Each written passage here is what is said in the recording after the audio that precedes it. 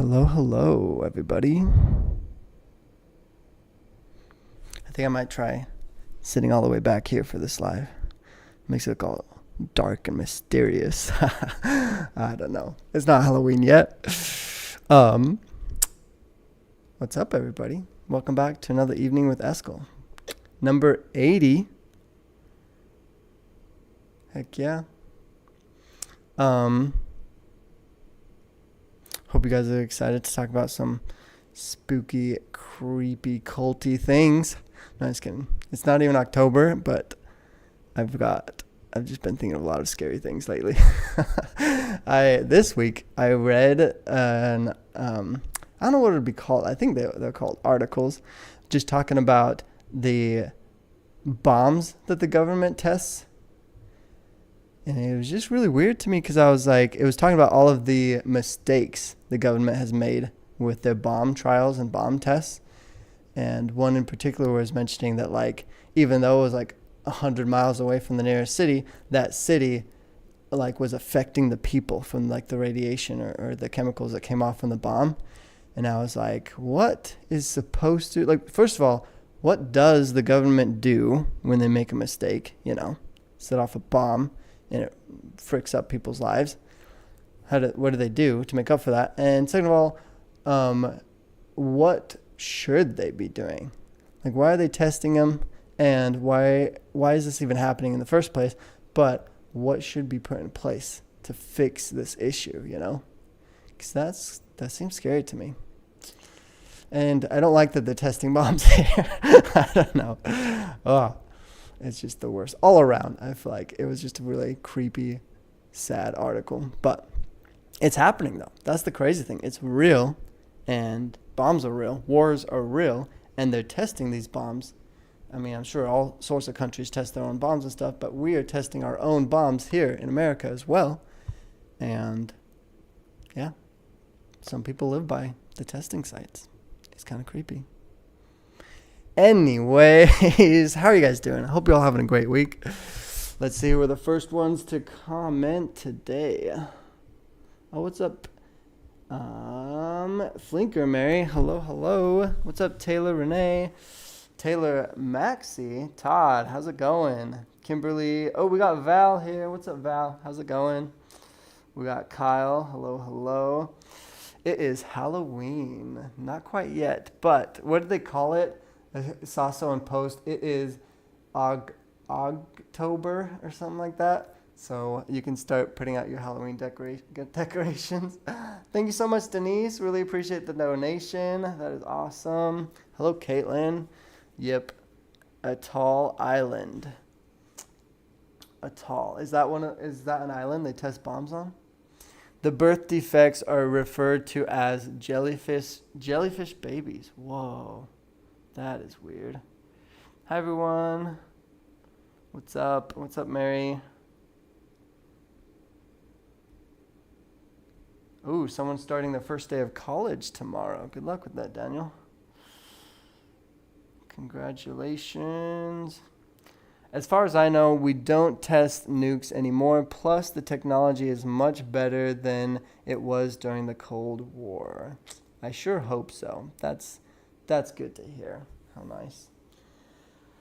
Sweet. Well, anyways, one big thing I wanted to talk about today was I had been brainstorming a lot about what is one of the biggest issues with cults. And I know we talk about a lot of the things that like mess with people's minds and a lot of the manipulation that goes on. But one thing that was really fascinating to talk about was the fact that the kids, or at least any non-consenting adult in the groups, tend to be one of the biggest concerns for a lot of people when you talk about cults. And I thought this was really interesting because I thought for sure, I was like, yeah, a lot of the kids, the people are having so many kids, they aren't able to take care of them. And first of all, even if they didn't have so many kids, they still don't have like the proper education. They don't seem like they even know how to raise kids properly. And it was really interesting to hear the discussion go from, just the cult mindset of raising kids and having too many basically to handle, to even just like individuals' ideas of what helps cultivate a child's mind, basically. And the wording that hit me the most was when they said, "What would you do to make your kid great?" And I was like, I like that, because I don't think that, well, of course, the number one priority is probably to keep your kids safe, right? But you can't just wrap your kid up in bubble wrap their entire life.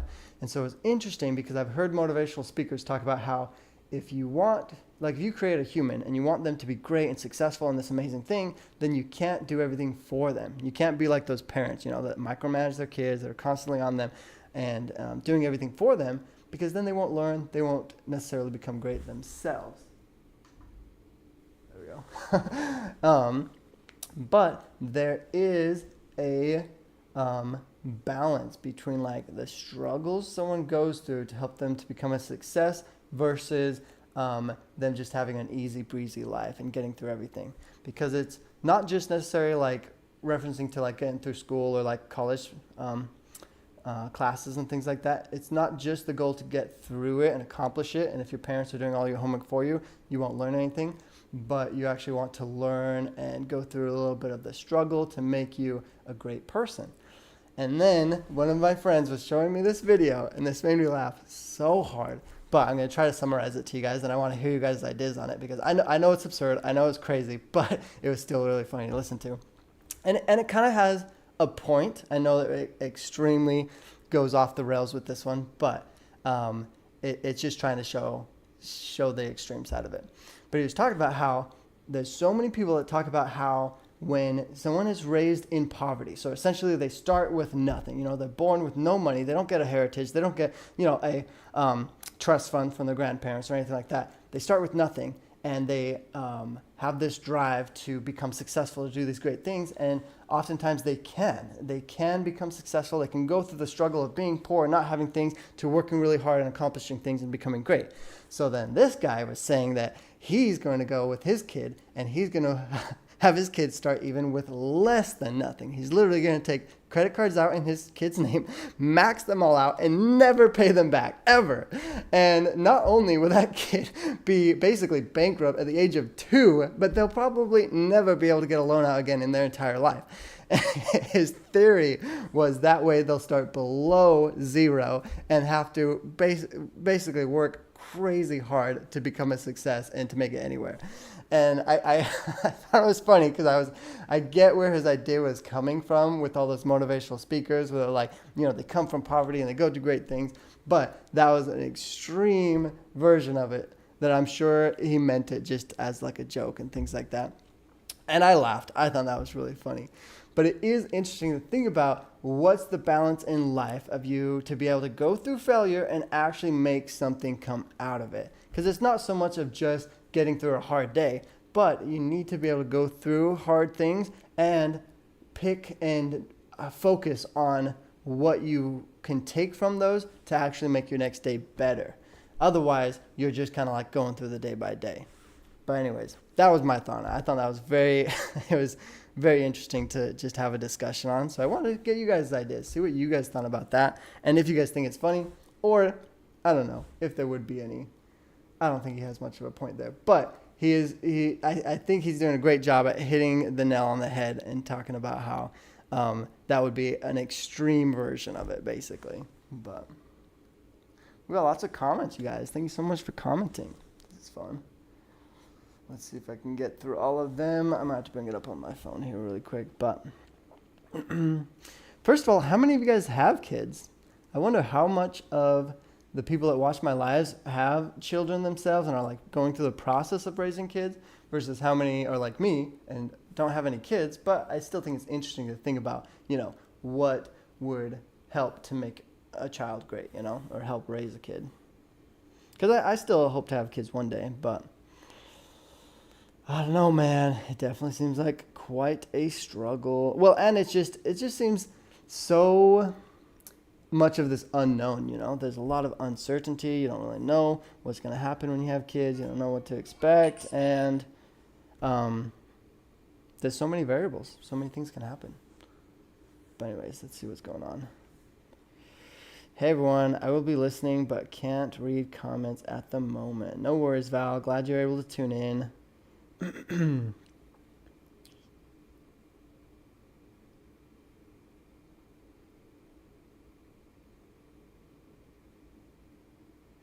Daniel says, Eskel, if the order had a cleanest house contest, do you think your mom would win the cleanest house contest in the order? Probably not, because we had lots of kids and we made lots of messes. And now she's got grandchildren too, and she babysits. So there's so many babies in the house all the time. It's a mess. I don't think ours would win at all. Later than the States, but honestly, not sure as my son has been going summer semester as well at his private therapy school. He is nonverbal autistic. Oh, see, that throws in a whole nother aspect to helping to raise kids correctly, if they come with different needs. Todd says, taking out credit cards in your kids' names sound like fraud to me. I'm pretty sure that's a real thing, though, because not only was this guy joking about it, but I've heard people, I've watched this YouTube video talking about how to help your kids to have great credit. And they're talking about how, at the age of 1 year old or super young, you can get a credit card and have it be in your kid's name, even though they never use it. I guess they could essentially, but they don't have to even use it. But then by the time they're 18, opening up their own credit card, it'll show that they've had credit or access to credit for 18 years. So their credit score will be super good, as long as you don't use it and make them go bankrupt anyways. But yeah, there's some possibility out there to get credit cards out in your kids' names. Yeah, agreed. Todd, I think it's a felony, LOL. I'm 26 and I feel like I am a kid, LOL. Wow, Taylor, you're 26? I'm 25. I'm turning 26 in December, so we're really close to the same age. I don't have a credit card, never had one. I have a debit card. Yeah, I didn't get a credit card till I left the order, and so I was 18. It might have been once I turned 19 that I finally opened up a credit card. And I don't use my credit card a lot, but I still think it's smart to have one. It does tempt you to spend money that you don't have for sure. But if you can make sure you don't ever pay interest on it, then it builds your credit. So I think it can be a good thing. You are still young, Eskel. You have tons of time. Time to what? Open up more credit cards? Go into more debt? Spend more money? Oh, yeah, you got it. That's the plan, right? Mary says, no kids here. I had stepkids, but divorced their dad. They're 48 and 51 now. Whoa. Those are some pretty old kids. Hopefully they've got it figured out by now. Oh, man. I had zero credit when I went to get my car at 26. My mom had to co-sign. Okay. She wouldn't let me take out loans or anything like that to build my credit. Interesting. Yeah, there's some people that are very afraid of debt. I was extremely afraid of debt when I first left the order, but I think now that I've experimented with credit cards and gotten small little loans out and been able to pay them all back, and most of my loans have actually been interest free, because there's a lot of loans you can get where they won't charge you interest for 18 months or different things like that. So as long as you're careful and you really research into it and keep on them, keep on checking the account, making sure you're not missing a payment and things like that, then I think that can be really beneficial, especially when it comes to things huge, like buying a car, paying for college, or buying a house. That's one of the biggest ones that I think is worth it to get a loan out for. That doesn't work. It's still under the parent's name and social security number. Okay. Maybe the motivational videos were lying then. I'm just kidding.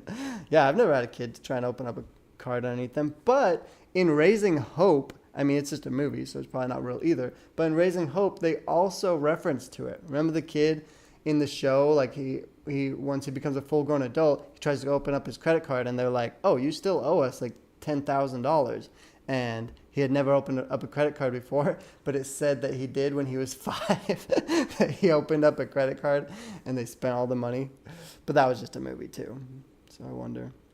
But then my question is, though, if you do open it with your parents, but it's under the kids on the account, then I wonder if that would still help build his credit score, or can you only start building credit at 18? I don't know. That's something to look into. Yes, I'll be 27 in November. We're super close in age. Ooh, that's cool. Denise says, I got my first credit card at 17, co-signed with my mom as I was in university and needed to pay tuition and books. Yeah. Yep, most people get into debt as soon as they get into college. That's generally, because like a lot of people say a car. A car is the first thing that you should go into debt for. But to me, I've had so many times where I bought used cars that are such a reasonable price that it's not that hard to save up for a few months, or even, if you want a nicer car, then to save up for 6 months or so and then buy the car that you want. But I mean, it all depends. Everyone has different preferences. The one thing I know for sure is a home is nearly impossible to buy with cash, though. So that one makes a lot of sense to buy with credit. And then college, because college is more of an investment. I think that's totally okay too. But yeah, I don't know. Christy says, I have a 14-year-old son. Ooh, are you doing anything to help them to become great? I just am curious because, like, I don't think it's in any parenting plan to, like, put them through hard things carefully, I think the biggest first main goal is to keep them alive, help them to, like, show them love and to be there for them, right? And I think that's what's on the forefront of every parent's mind, which is great. Those are all great things. But then I think if you really want to go above and beyond that, you got to be able to take a step to, like, I don't want to say plan out some of the struggles that they'll go through, but like give them opportunities to be creative or to try things that might, test their creativity or test their abilities, so they can have something to kind of overcome, I guess you could say. Todd says, credit cards don't get people in debt. People get people into debt. Yep, that's so true. Val says, hey, Irina. Sorry for pronouncing your name wrong. I probably pronounced it wrong too. Irina? Is that what it is? Those are great as long as you pay it off in time. Yep. Yeah. But credit still is weird because I also heard if you open up, a credit card and then you open up, a loan for a computer and then you open up your school credit line or whatever, I've seen multiple videos that say having multiple lines of credit is a good thing. But then I've seen other videos that say having a lot of lines are bad. Like you should only have one or two or like as little as you can handle. Then you'll have a better credit score. I don't know who the credit wizards are that decide what your credit score is, but I always thought it's just if you miss a payment, that's bad. But everything else I would assume is good because you're getting credit cards, you're doing stuff, and you're making the payments, you're doing everything good. I always thought everything should just build your credit unless you miss a payment. But apparently there's a lot of other things. But I have no idea. I've applied to work for a bank before. I thought that would have been really cool to kind of learn the ins and outs and try and figure out more about that stuff. Because money is something everyone uses. Credit is a huge, access to money. It's a great resource if you know how to use it, which is so weird that they don't teach that in schools. Don't you think finances and budgeting and money would be a huge factor you should have in school to learn about? But they don't. That's so strange to me. I don't understand. But there's a lot of strange things in this world. Like we literally come to this world and it's like just this giant massive test that we don't even know what we're testing for. Like we're just going through this life experience and along the way we find things that help us to like, experience life or find more joy through doing certain things or helping others and stuff like that. And it's like, do we even know what exactly it is that we are trying to what the end result is? What are we trying to, how do we ace this test? What's the end goal and what's the result that we're looking for? And it's just kind of crazy going through it all.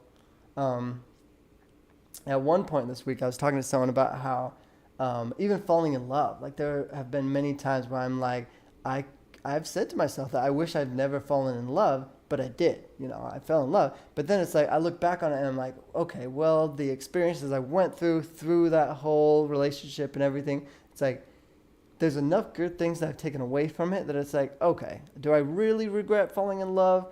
Or can I take something from this experience to make my next one better, you know? I feel like there's so many things. And I think that's kind of one of the keys to having just a successful mindset rather than regretting and wishing you could take back whatever your past experiences are, which you never can. But being able to take enough away from it to benefit from it that it can still be a good thing.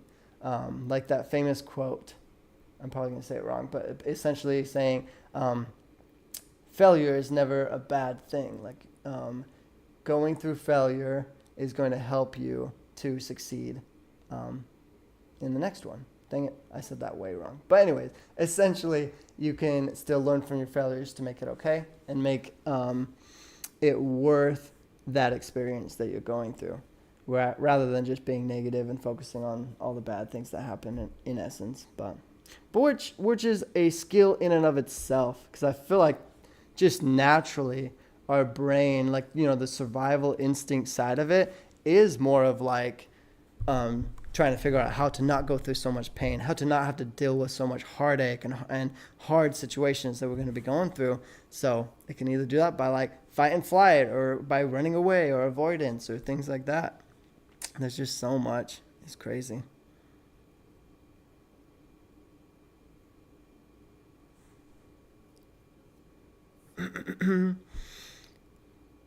Justin says, oh, it's just Breer. Sorry. I thought I said Justin for some reason. They're saying being on time with payments, keeping credit lines open for a long time, and keeping your debt limit usage low. Okay. Do you work at a bank? That's interesting. How did you come up with those ideas? You're saying those will help build your credit, right? That's what I'm assuming. Years. Making payments is the most important thing. Working at a bank is really just a sales job. I did it for 6 years. Oh, really, Todd? Huh. That's cool. Dang. Darcy says, a little late, but I made it this week. Glad you could make it, Darcy. Denise says, I don't regret any of my relationships. See, that's a great mindset to have. I don't want to regret any of mine either. I think there's always something to take away, something to learn. Denise says, I learned something from all of them. There you go. That's awesome. I do not regret the relationships with my older kids' dads, as I would not have my daughters. Oh, no. Is it doing the thing again?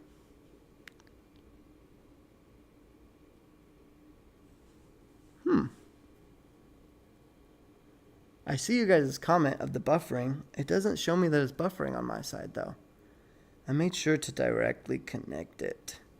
So I was hoping it was going to do better this time. Let's see here. Maybe if I do this. Try to have less things going on with my phone. There we go. Sweet. Let's see if that helps it a little bit.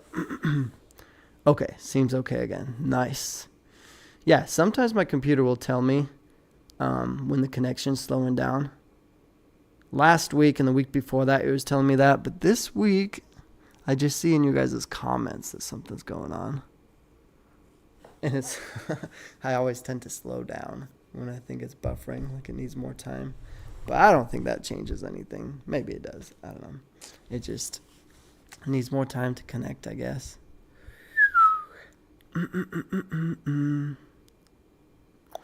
You built your husband's credit from 460s to 650. Wow. How did they get it all the way down to 460? I was told, I guess I don't know if this is true, but I was told it starts at like 500, I think. Somewhere between 500 and 600. That's where it started at. And that's where it started at for me. When I first got my credit card, never had any credit, never got any loans, right? But I go to get my credit card at my first ever credit union, and they said I'm pretty sure it was a 500 or a 600. And so I was like, oh, so it just starts right at 600? And they're like, yep. As long as you don't do anything, I guess, to make it go below or, miss a payment or something like that. But yeah, I thought that was kind of interesting. 600. I wonder what mine is now. My bank account has this little FICO score. It'll tell me right now what it is. What do you guys think my credit score is at? I wonder. It's Oh, they're saying in the comments it's 770 now. Whoa. Good job. That's impressive. I highly doubt mine is that good. In fact, there's no way mine's at 770. Last time I checked quite a while ago, it was like 710 or something, 715. Let's see what mine's at. Says, well, this is the FICO score, so it's not 100% accurate. It says 724. That's not bad. Hey, nice. So it's slowly going up. It seems like it takes forever, though. Such a long process. How long did that take you? Yeah, Darcy. How long? Oh, wait. Barrier. How long did that take you? Because it seems like it takes forever for things to go, for the credit score to change by much.